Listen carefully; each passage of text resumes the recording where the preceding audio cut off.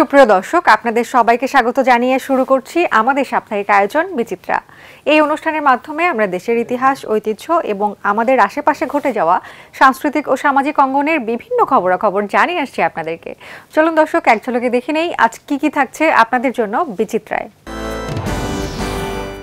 শুরুতেই থাকছে একটি বইয়ের মোড়ক উন্মোচন অনুষ্ঠান, এরপর থাকছে সাধু মেলা অনুষ্ঠান, আরও থাকছে চীনা নতুন বর্ষপূর্তি উদযাপন অনুষ্ঠান, থাকছে ঢাকা আন্তর্জাতিক চলচ্চিত্র উৎসবের সমাপনী অনুষ্ঠান, দেখব একটি নাটক, সবশেষে থাকছে একটি চিত্র প্রদর্শনী। চীনা নতুন বর্ষ উদযাপন উপলক্ষে সম্মিলিতভাবে একটি সাংস্কৃতিক অনুষ্ঠানের আয়োজন করে শিল্পকলা একাডেমি ও চীনা দূতাবাস।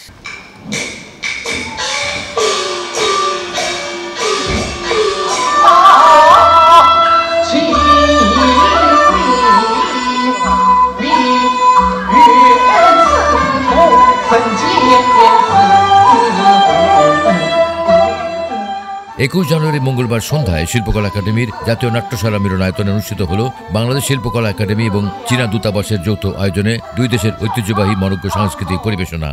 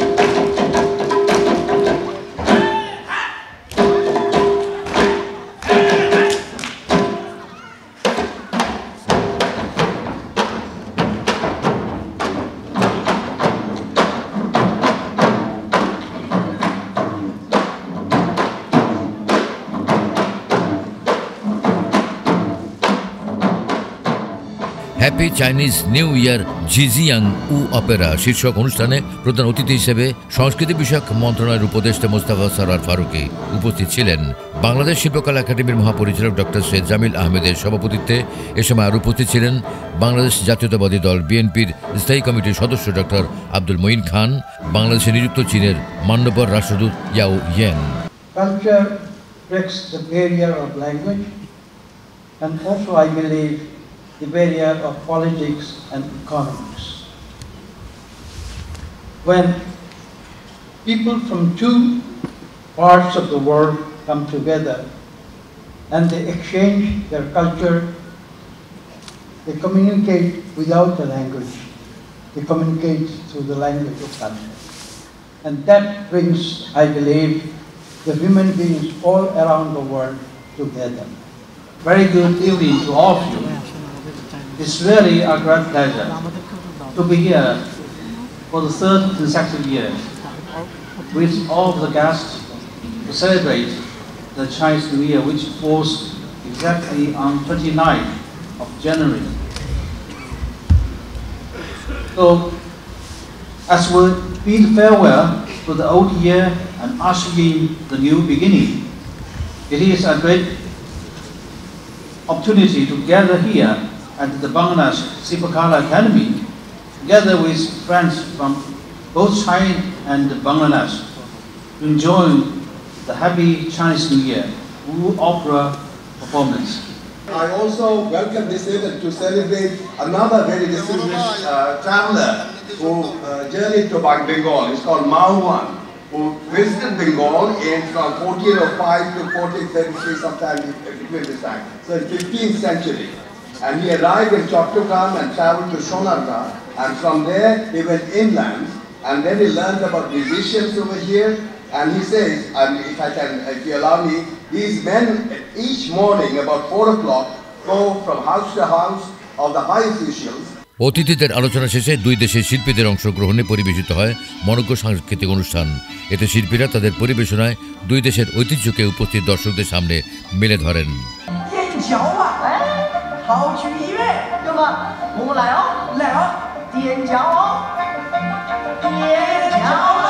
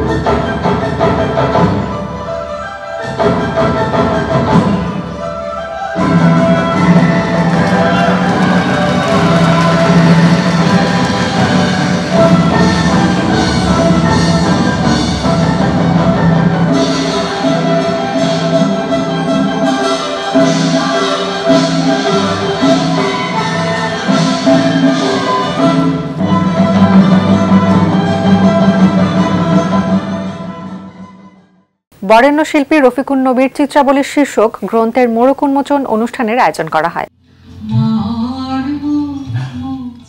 18 জানুয়ারি শনিবার সন্ধ্যায় রাজধানীর ধানমন্ডির ছায়ানট মিলনায়তনে রফিকুন নবীর চিত্রাবলী শীর্ষক একটি গ্রন্থের প্রকাশনা অনুষ্ঠানের আয়োজন করা হয়। আমরা দেখতে পেলাম যে তিনি কেবল যে রফিকুন নবী সম্পর্কে লিখেছেন তা নয়, রফিকুন নবীর শিক্ষক যারা ছিলেন সেই শিক্ষকদের যে বৈশিষ্ট্য, তাদের শিক্ষা দেওয়ার যে ধারা, তাদের যে নিজস্বতা এবং তাদের যে প্রভাব রফিকুন নবীর উপর পড়েছে, এইগুলো চমৎকার খুঁটিয়ে খুঁটিয়ে বিশ্লেষণ করেছেন, যেটা যেটা যেটা একটা খুব বড় কাজ আমার কাছে মনে হয়েছে। গ্যালারির চিত্রকের আয়োজনে অনুষ্ঠানে প্রধান অতিথি ছিলেন ঢাকা বিশ্ববিদ্যালয়ের এমেরিটাস অধ্যাপক সিরাজুল ইসলাম চৌধুরী। ঢাকা বিশ্ববিদ্যালয়ের এমেরিটাস অধ্যাপক নজরুল ইসলামের সভাপতিত্বে এ সময় অনুষ্ঠানে শিল্পী রফিকুন নবী ছাড়াও আরও উপস্থিত ছিলেন রফিকুন নবী চিত্রাবলী বইয়ের লেখক সৈয়দ আজিজুল হক, প্রথম আলোর সম্পাদক মতিউর রহমান, ঢাকা বিশ্ববিদ্যালয়ের চারুকলা অনুষদের অধ্যাপক নিসার হোসেন, বইটির ইংরেজি অনুবাদক অধ্যাপক ফখরুল আলম। বইয়ের আলোচনা করতে গিয়ে আমাদের নিসার হোসেন সাহেব শুধু বইয়ের উপরে কথা বলেছেন, বাকি সবাই কথা বলেছেন আমার উপরে। এটা শুনতে ভালো লাগে, এটাতে অবশ্যই নিজের সম্বন্ধে নিজের কোনো তো বিশ্লেষণ থাকে না, কিন্তু অন্যের মুখে শুনলে একটু ভালো লাগে। হয়তো বলে একটা কথা আছে, কি জানি, হয়তো এরকম হতেও পারি, জানি না।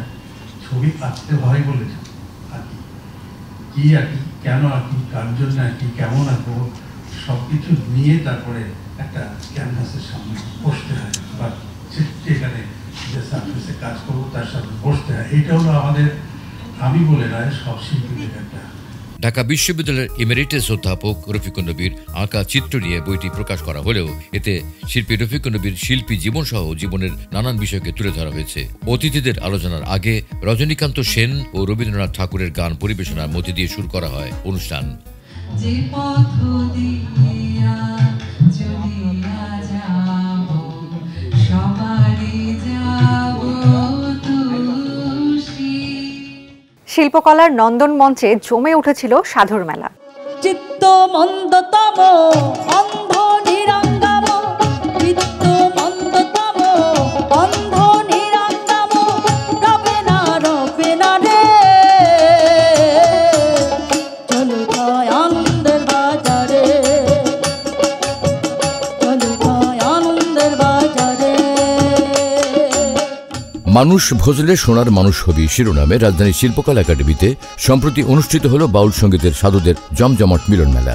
বাংলাদেশ শিল্পকলা একাডেমির মহাপরিচালক সৈয়দ জামিল আহমেদের সভাপতিত্বে সাধু মেলার অনুষ্ঠানে উপস্থিত ছিলেন আইন, বিচার ও সংসদ বিষয়ক মন্ত্রণালয় এবং প্রবাসী কল্যাণ ও বৈদেশিক কর্মসংস্থান মন্ত্রণালয়ের উপদেষ্টা আসিফ নজরুল এবং সংস্কৃতি বিষয়ক মন্ত্রণালয়ের উপদেষ্টা মোস্তফা সরওয়ার ফারুকী।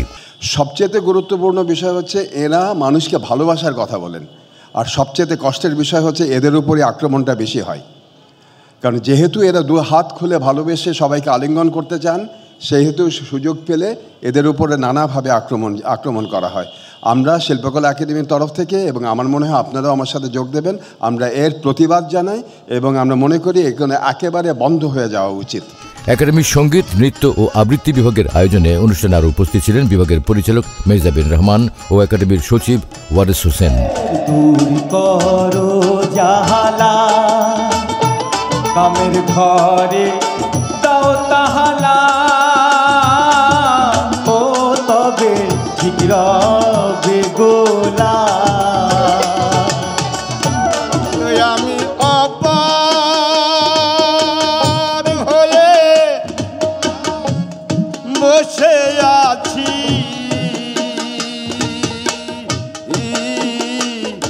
ওহে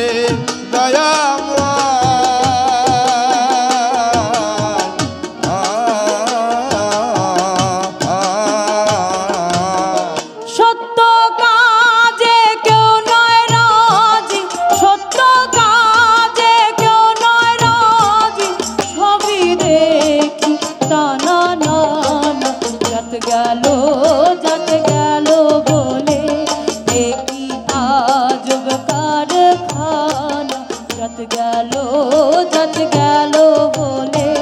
অনুষ্ঠানে অতিথিদের আলোচনার পর একে একে লালন সাইজির গান পরিবেশন করেন লালন ভক্ত ও অনুসারীরা।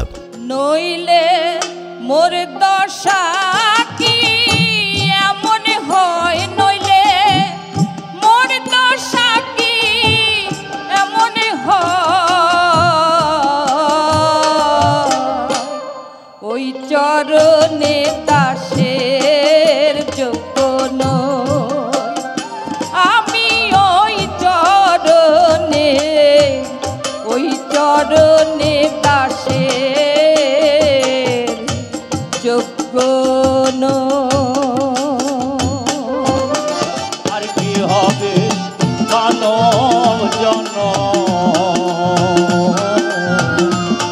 বসব সাধুর মেলে, আমি বসব সাধুর মেলে। আনন্দের গৌরাঙ্গ ধরনে মোহন সাধুর সঙ্গ, ভজনে আনন্দের গৌরাঙ্গ।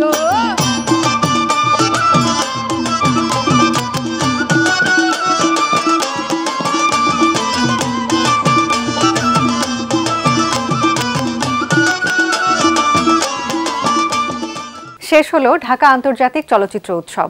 পুরস্কার পেল বেশ কয়েকটি সিনেমা। 19 জানুয়ারি রবিবার সন্ধ্যায় পুরস্কার প্রদানের মধ্যে দিয়ে 23তম ঢাকা আন্তর্জাতিক চলচ্চিত্র উৎসবের সমাপনী অনুষ্ঠান অনুষ্ঠিত হয়। জাতীয় জাদুঘরের মূল মিলনায়তনে সমাপনী অনুষ্ঠানে বিভিন্ন বিভাগে পুরস্কার প্রাপ্তদের হাতে পুরস্কার ও সনদ তুলে দেন সংস্কৃতি বিষয়ক উপদেষ্টা মোস্তফা সরোয়ার ফারুকী সহ উৎসবে আগত চলচ্চিত্র সংশ্লিষ্ট অতিথিরা।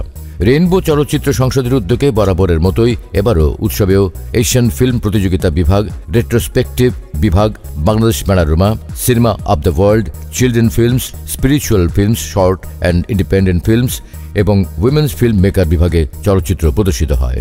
একটা ফেস্টিভ্যাল কতটা গুরুত্বপূর্ণ এটা নির্ভর করে ওই ফেস্টিভ্যালের ফিল্ম সিলেকশনগুলো কেমন হচ্ছে।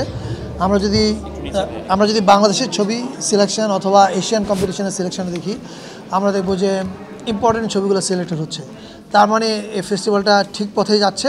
10 থেকে 18 জানুয়ারি 2026 অনুষ্ঠিত হবে আমাদের 24তম উৎসব। সেই উৎসবের আমন্ত্রণ জানিয়ে রাখছি আপনাদেরকে, এবং আমি কখনোই স্যাটিসফাইড হই না যে উৎসব যা আয়োজন করি, আমার কাছে মনে হয় যে আরও বেটার হতে পারত। ডেলিগেশন আমরা যেটুকু আনতে পেরেছি সেটাও আমাদের একদম মানে লাস্ট মোমেন্টে আমাদের যে আয়োজনটা হবে কি হবে না এটা নিয়েও তো একটা সংশয় ছিল। এবার যেরকম পরিস্থিতি, সার্বিক পরিস্থিতি বিবেচনা করে, তো সেই হিসাবে আমার মনে হয় আমরা মানে সাধ্যের থেকে অনেক বেশি করেছি। এবারের উৎসবে 10টি ভিন্ন ভিন্ন বিভাগে 75টি দেশের 203টি চলচ্চিত্র নিয়ে ঢাকার 5টি ভেন্যুতে 9 দিন ব্যাপী আয়োজিত এই উৎসবে সরাসরি অংশগ্রহণ করেন 44 জন বিদেশি প্রতিনিধি। সমাপনী অনুষ্ঠানে সভাপতিত্ব করেন বাংলাদেশ এনার্জি রেগুলেটরি কমিশনের চেয়ারম্যান জালাল আহমেদ। জল তরঙ্গ নৃত্য দলের নৃত্য দিয়ে সমাপনী অনুষ্ঠান শুরু হলেও উৎসব শেষ হয় ইকবাল হোসেন চৌধুরী পরিচালিত সিনেমা বলির প্রদর্শনীর মধ্যে দিয়ে।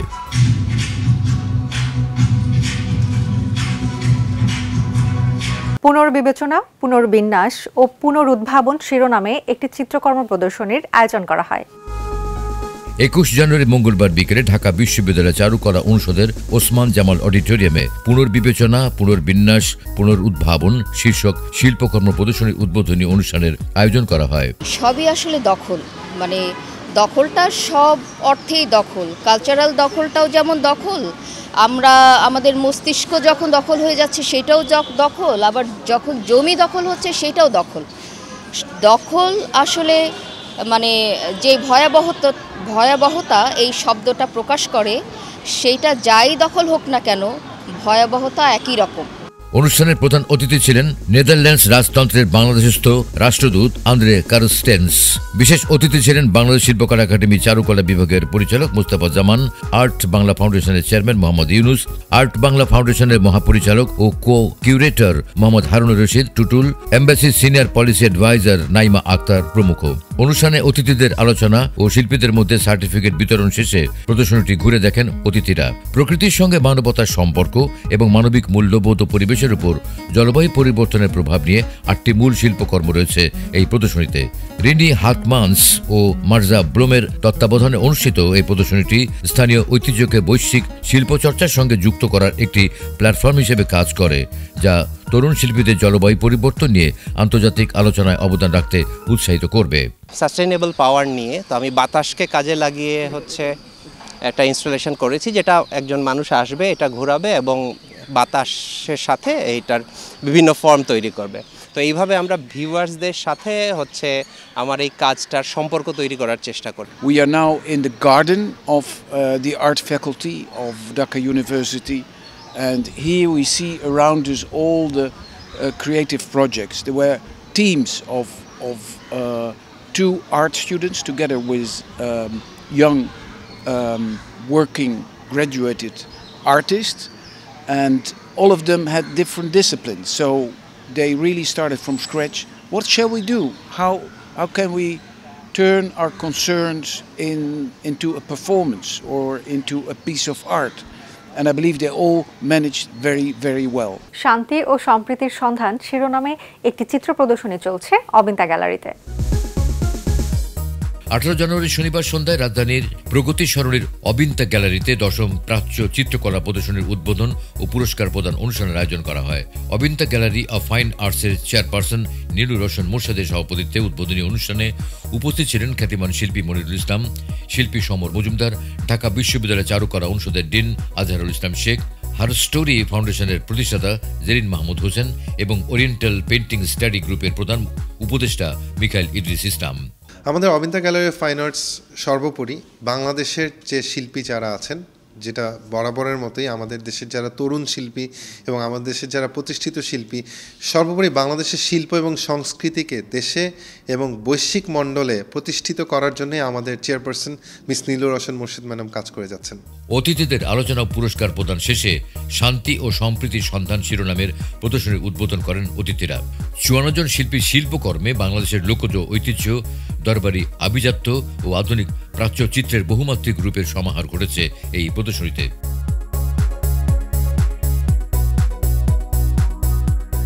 প্রতিদিন সকাল 10টা থেকে রাত 8টা পর্যন্ত শিল্পী রসিকদের জন্য খোলা প্রদর্শনীটি চলবে 30 জানুয়ারি পর্যন্ত।